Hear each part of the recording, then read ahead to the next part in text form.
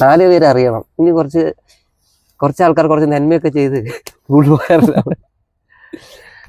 അങ്ങനെയല്ല, നമ്മുടെ നേട്ടത്തിന് വേണ്ടി മാത്രമല്ല, മറ്റുള്ളവർക്ക് കൂടി എന്തെങ്കിലും നമ്മളെ കൊണ്ടൊരു ഗുണം ഉണ്ടെന്ന് അറിയണം. അതാണ് ഞാൻ ഉദ്ദേശിക്കുന്നത്. ഒരു ജീവിതത്തില് ഒരു അർത്ഥമുള്ള ഒരു ജീവിതം വേണം. അല്ലാണ്ട് പിന്നെ നമ്മക്ക് മാത്രമേ കിട്ടിക്കാവുള്ളൂ, നമ്മളെ ഇങ്ങനെ വളരാവുള്ളൂ എന്നില്ല. ഇപ്പൊ കണ്ടില്ലേ മറ്റേ ഒരു അച്ചായൻ എന്ന് പറഞ്ഞ മൂപ്പര് എന്തൊക്കെ സഹായിച്ചത്. ഇപ്പൊ അയാൾക്കില്ല അത് നെഗറ്റീവ് ഉണ്ടോ? എങ്ങനെ ആയിക്കോട്ടെ, എത്ര കുടിലുകളിൽ പോയിട്ട് എത്ര ആൾക്കാരെ പോയി രക്ഷിച്ചുകൊണ്ടെന്ന് അറിയാം. അതൊക്കെ ഓരോ പ്രശ്നങ്ങളാണ്. അപ്പൊ അതുപോലെ അല്ല, ഞാനൊരു കാര്യം പറഞ്ഞത്, ഞാൻ ചിന്തിക്കുന്നൊരു കാര്യമാണ്, നമ്മള് മറ്റുള്ളവർക്ക് സഹായം ചെയ്യാം, പക്ഷെ നമ്മൾ വീഴാതെ നോക്കണം. അതാണ്, അതും ശരിയാണ്.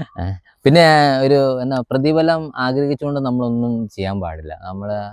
അതുകൊണ്ട് ഒന്നും എത്തൂല, നമുക്കത് മുന്നോട്ട് പോകാൻ പറ്റത്തില്ല. ഒന്നും ആഗ്രഹിക്കാതെ ഒരു കൈ ചെയ്യുന്നത് നമ്മളെ കൊണ്ട് മറ്റുള്ളവർക്ക് എന്ത് ചെയ്യാൻ പറ്റുന്നു അത് നമ്മൾ ചെയ്തു കൊടുക്കുക, അത്രയാണ്. അല്ലാണ്ട് നമുക്ക് ഇങ്ങോട്ട് കിട്ടിയാലേ ചെയ്യാൻ പറ്റുള്ളൂ എന്നുള്ളൊരു രീതിയില്ലാതെ മറ്റുള്ളവരെ സഹായിക്കാൻ പറ്റുമെങ്കിൽ നമ്മളെ കൊണ്ട് കഴിയുന്ന, നമ്മളെ കൊണ്ട് എന്ത് പറ്റുമോ അത് ചെയ്യും. അതാണ് വേണ്ടത്. നീ ഇത് റെക്കോർഡ് ചെയ്യുന്നുണ്ടോ?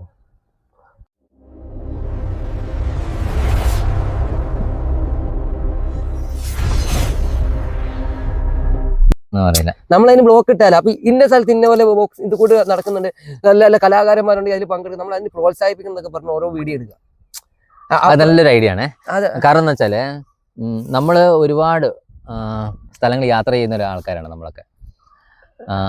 അപ്പം ഒരുപാട് ക്ലബ്ബുകളുണ്ട്, സാംസ്കാരിക നിലയങ്ങളുണ്ട്, അതുപോലെ തന്നെ പള്ളി പെരുന്നാളുകളുണ്ട്, ക്ഷേത്രത്തിൽ ഉത്സവങ്ങളുണ്ട്, മഹോത്സവങ്ങളുണ്ട്.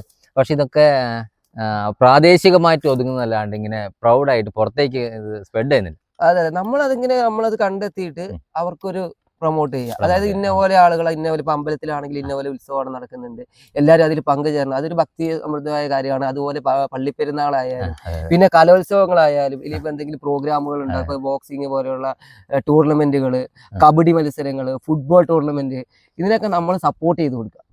എന്ത് ചെയ്യും, ഈ അറിയാത്ത കലാകാരന്മാരൊക്കെ അവിടേക്ക് എത്തും. ഇനിയിപ്പോ എനിക്ക് പറയാനുള്ളതെന്ന് വെച്ചാല്, നമ്മുടെ പാണത്തൂര് കരിക്ക് എന്ന് പറയുന്ന സ്ഥലമുണ്ട്. അപ്പോൾ അവിടെ മഞ്ഞടുക്കം എന്ന് പറയുന്ന ഒരു അമ്പലമുണ്ട്. ശ്രീ തുള്ളൂർ വനത്ത് ഭഗവതി അമ്മയുടെ മഞ്ഞടുക്കം, തുള്ളൂർ വനത്ത് ഭഗവതി അമ്മയുടെ ഒരു വലിയൊരു അമ്പലമുണ്ട്. 8 ദിവസത്തെ കളിയാട്ട മഹോത്സവമാണത്. അത് നമ്മുടെ ഈ കാസർഗോഡ് ജില്ലയിലുള്ള കണ്ണൂർ കാസർഗോഡ് ജില്ലയിലുള്ള ഏകദേശം ആൾക്കാർ അവിടെ വരുന്നുണ്ട്. ഇല്ല, ഭയങ്കര സംഭവമാണ്.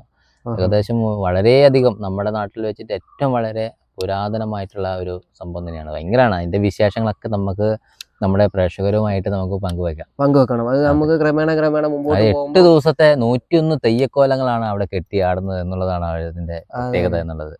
അപ്പം അതിന്റെ വിശേഷങ്ങള് ഇന്ന ദിവസം ഇന്ന തെയ്യങ്ങളാണ്. അതേപോലെ തന്നെ അവിടുത്തെ വിശേഷങ്ങള് വരും വഴിയെ നമ്മൾ എന്ത് ചെയ്യും, അതും നമ്മുടെ ചാനൽ വഴി നമ്മുടെ ജനങ്ങളിലേക്ക് നമ്മൾ എത്തിക്കും. അതിപ്പം ഇതിന്റെ ചരിത്രങ്ങൾ നമുക്ക് പറഞ്ഞു കൊടുത്ത് മനസ്സിലാക്കാം. ഓരോരോ മുന്നേരേശ്വരന്റെ ഇതും ഭഗവതി അമ്മയുടെ ഒക്കെയും അതിന്റെ ഒക്കെ ചരിത്രങ്ങൾ നമുക്ക് പറഞ്ഞു കൊടുക്കാം. കാരണം വെച്ചാൽ ഇതിപ്പം വളർന്നു വരുന്ന തലമുറയ്ക്ക് ഇതിനെ കുറിച്ചിട്ടൊന്നും അറിയത്തില്ല. അതെ, എല്ലാം നമ്മൾ അറിഞ്ഞിരിക്കണല്ലോ. ഓരോ കാര്യങ്ങള് എങ്ങനെയാണ്, ഇനിയിപ്പോ ഓരോ സ്ഥലത്ത് ഉത്സവം, ഇപ്പൊ നിങ്ങൾ പറഞ്ഞ പോലെ അതിന്റെ പിന്നാമ്പുറത്ത് ഒരുപാട് കഥകളുണ്ടാവും. ഇപ്പൊ തെയ്യത്തിന്റെ ആയാലും അതിന്റെ പിന്നാമ്പുറത്ത് എങ്ങനെയാണ്, അത് ജനങ്ങൾ അറിയാൻ ആഗ്രഹിക്കുന്ന കാര്യങ്ങൾ വരും. അത് നമ്മള് അപ്പൊ കാസർഗോഡ് കണ്ണൂർ ജില്ലയിലുള്ള പല തറവാടുകളും നമുക്ക് സന്ദർശിക്കേണ്ടതായിട്ടുണ്ട്.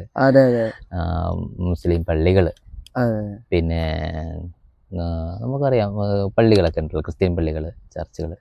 നമ്മൾ ജാതി മത ഭേദമന്യേ എല്ലാവരെയും സപ്പോർട്ട് ചെയ്ത്, കലയും കൂടെ വേണം, കലയും വേണം, സ്പോർട്സും വേണം. അത് ഓൾറെഡി ഞാൻ പറഞ്ഞു കഴിഞ്ഞിരുന്നു.